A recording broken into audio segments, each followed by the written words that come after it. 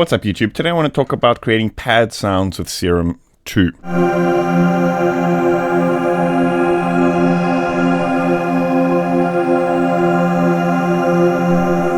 So other than granular and spectral, which I've done lots of on my channel before, sometimes we just want to create classic synth pad type sounds. And I want to show you my workflow for doing so. Let's dive in and have a look. Okay, so first things first, what I often do is I will add a transpose device, and what that allows me to do is to change the incoming MIDI to the key of the track that I'm working in, so I can play stuff that I know and it'll fit into the track. So the next thing that I'll often do is add a ton of unison, and that just makes things sound a little bit wider, and we can change the detune amount over here. So one thing that's really special with stuff like Vital and Serum is that we can have a variety of different warp mode settings for each of the voices in the unison. So here, for example, if we set up something like a PWM, we can set up a thing here where the warp is mapped across the range. So each one will have its own PWM setting, right? And this goes both positive and negative, and is also modulatable. So if we, for example, have like a PWM modulation, it can be cool to actually modulate that warp as well, so the voices are kind of like going backwards and forwards, warping in on each other. Pretty interesting stuff. Here, though, we don't want to go all the way to the top.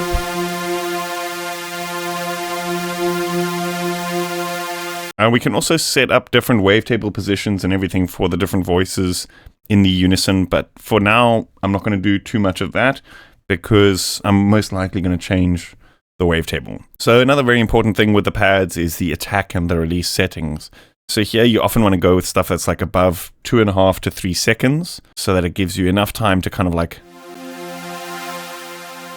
fade in.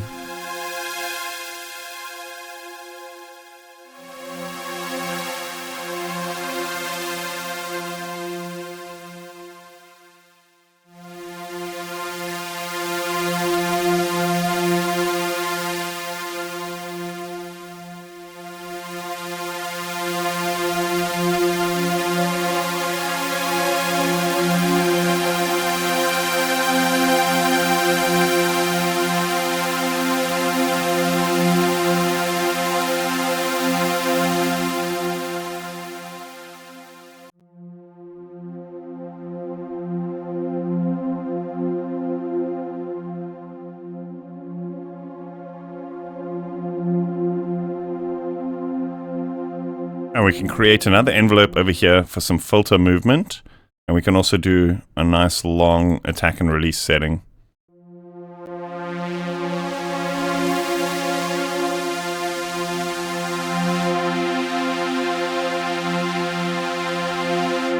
So with the filters, I'll often set up the key tracking on, so that if we play higher notes, it'll open that filter up higher.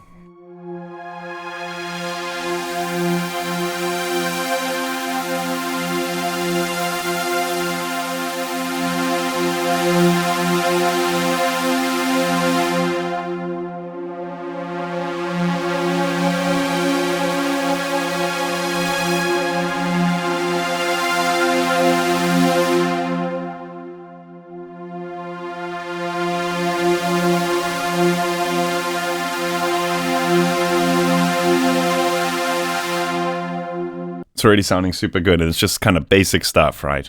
So we can go in and add some effects here. I'll often do stuff like delays and reverbs, of course.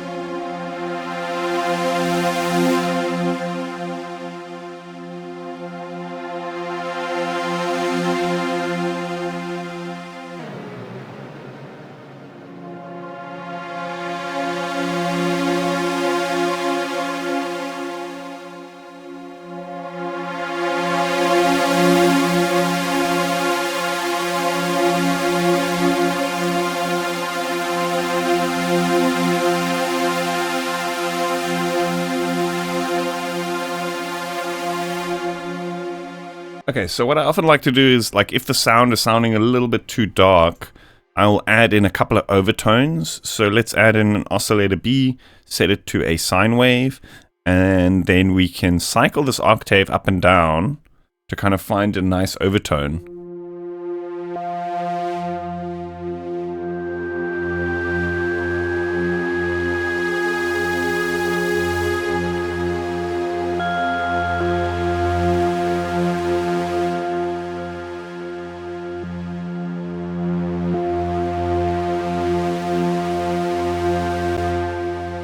So this octave, these +3 and 4 aren't all the overtones. If you want to do more harmonic series type stuff, we can actually set this to harmonics, set this back down to 0, and then use this, right? So 3 is basically in between octave 2 and 3.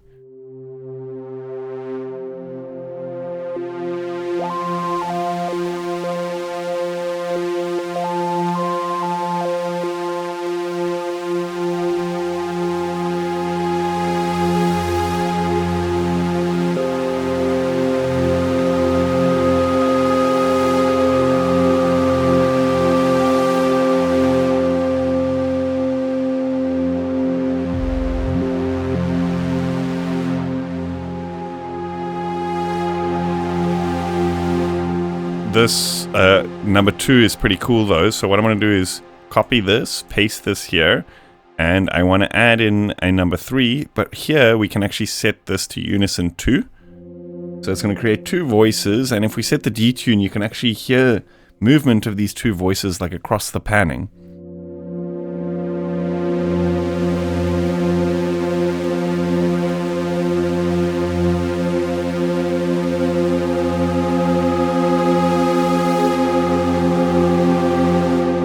So it's a nice way of kind of adding an extra like layer.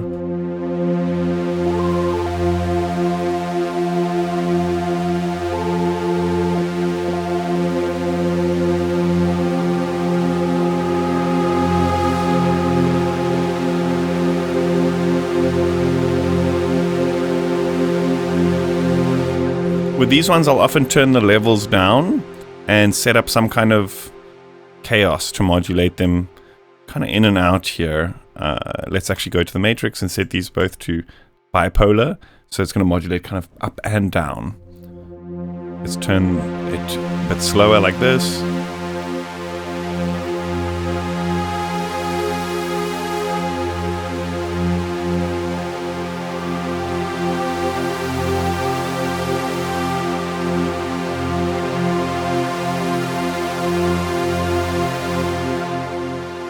Oh, in case you're wondering, the notes that I'm playing are just like a root note, an octave up, and then the next octave I'm playing the 3rd and the 2nd notes in the scale.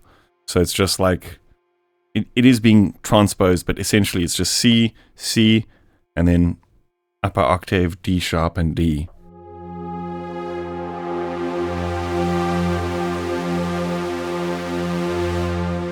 I find with these kinds of sounds, if you spread out your notes along the keyboard over many octaves, they're also going to sound much, the sound itself is going to sound much bigger, as opposed to if you're just doing a chord in a single octave, like this, for example. It's the same chord, or this is the same chord, but if we just spread it out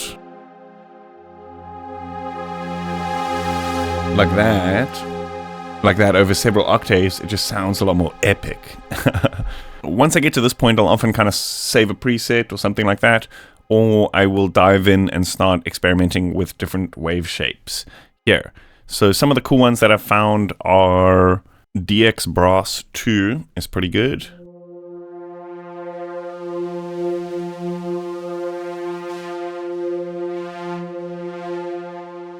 And we can actually set up something to modulate this waveform as well. Let's set up another chaos here. Modulate this waveform.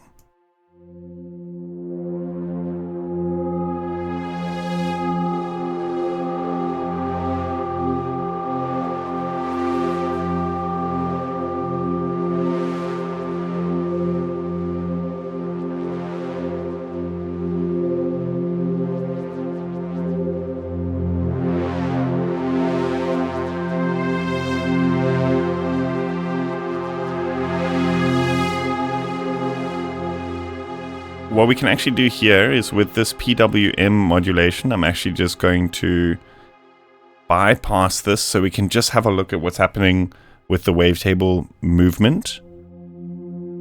You see it's a kind of smooth motion of wavetable here. That's generally the type of wavetable that works better with pads and that kind of thing, obviously.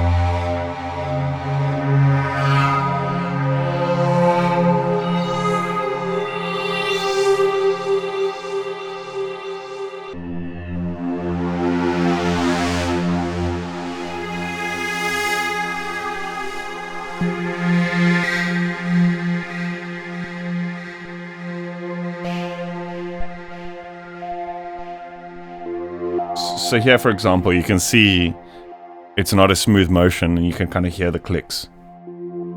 Not ideal for a pad or atmospheric type sound. This kind of thing, much better.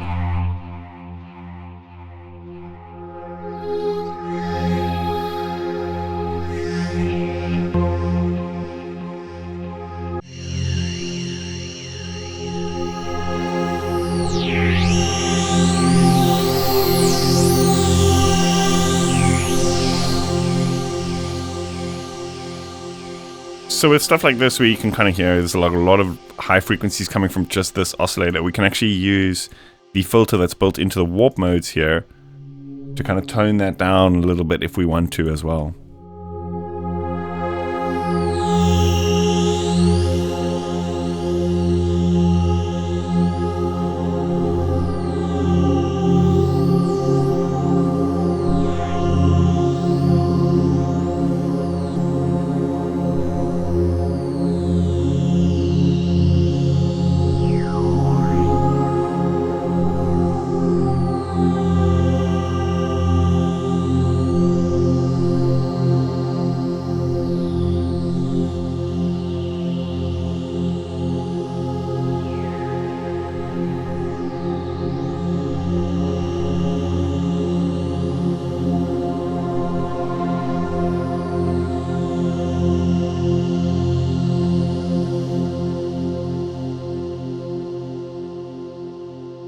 Okay, so I know in the beginning I said besides granular and stuff, but I do want to talk about that just a little bit in this video. So one of the other ways that I like to create pads and atmospheres for my track is using something that is already in the track and then just processing it a bunch and loading it up as a granular sound and then using that as like a sound source, right? So here we've got this kind of intro that I made in a previous video. I'm literally going to take the whole synth group and just render this out as is. And I want to talk about one of my favorite, a couple of my favorite methods for doing these kinds of sounds. So I'm going to take this and just drop this over here. So I actually spoke about this actually in the intro. You know, one of the sounds in the intro was using this plugin, Love by Dawson, which is absolutely incredible. It's really cool for taking like maybe just a couple of seconds of a sound and then just running it through and then creating an atmosphere or a pad just from that sound, right?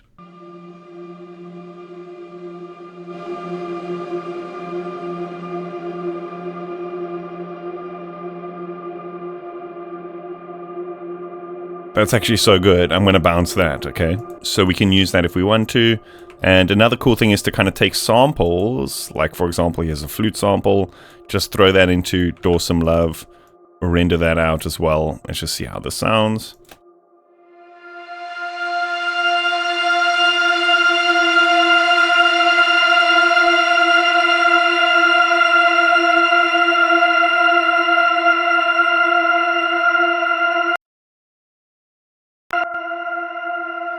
So good.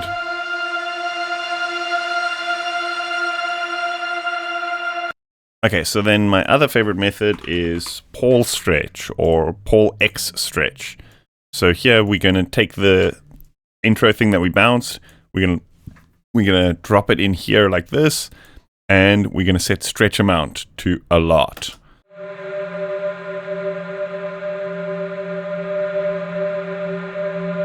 So most of the time when you stretch sounds, it pitch shifts it up or down, but Paul X stretch is incredibly good at retaining the pitch as it stretches it. There's another plugin actually as well called Sloom by Anemone. Very similar kind of sound, but with a couple of extra features and that kind of thing. And I think you can actually stretch it a bit longer.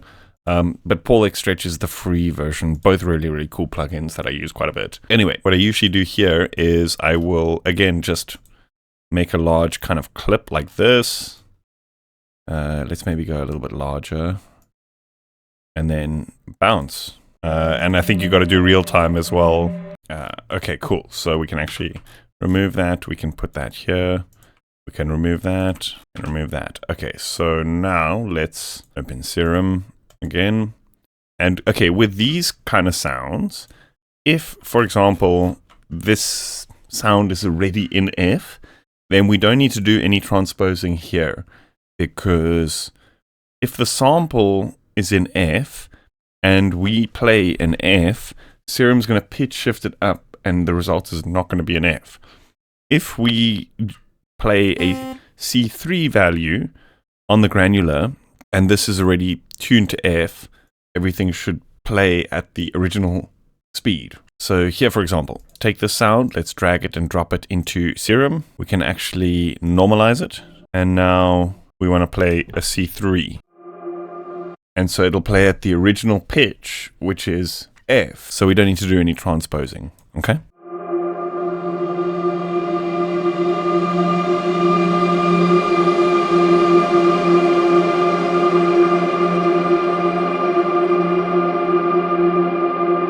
Okay, so with these, I will usually set it to manual, set the position like somewhere in the middle like this, and then set the offset up, random pan, random level.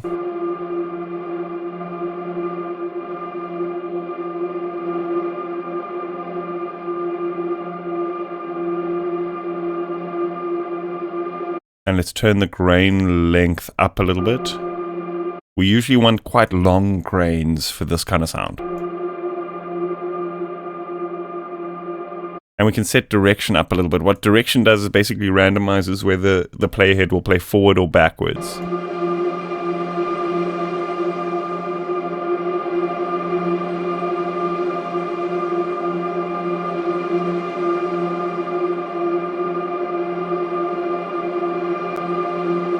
And so now, because we've set it up like this, it should just kind of play through indefinitely. We can hold the key as long as we want, and it's not just going to play the sample speed or the length of the sample, right? Which is really, really cool. So we can kind of create these endless atmospheres and ambiences from stuff that already exists in the track this way, which I think is really, really cool. So what I actually want to do here is we can, just to make things simpler, I'm not going to load up a bunch of different serums. I'm actually just going to paste these like this, and then I'm going to load up all these different samples just straight into it like that. So I'm going to drag this in here, and let's normalize. And why do they look the same? Oh, I guess it's just how it is.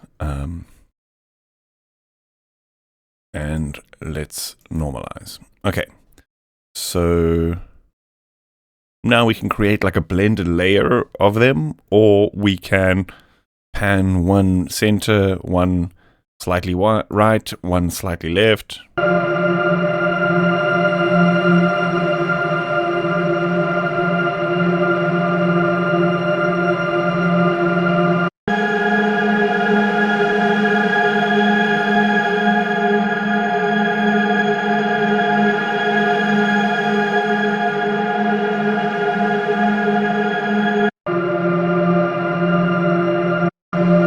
Okay, so with these, I also want to do some attack and some release.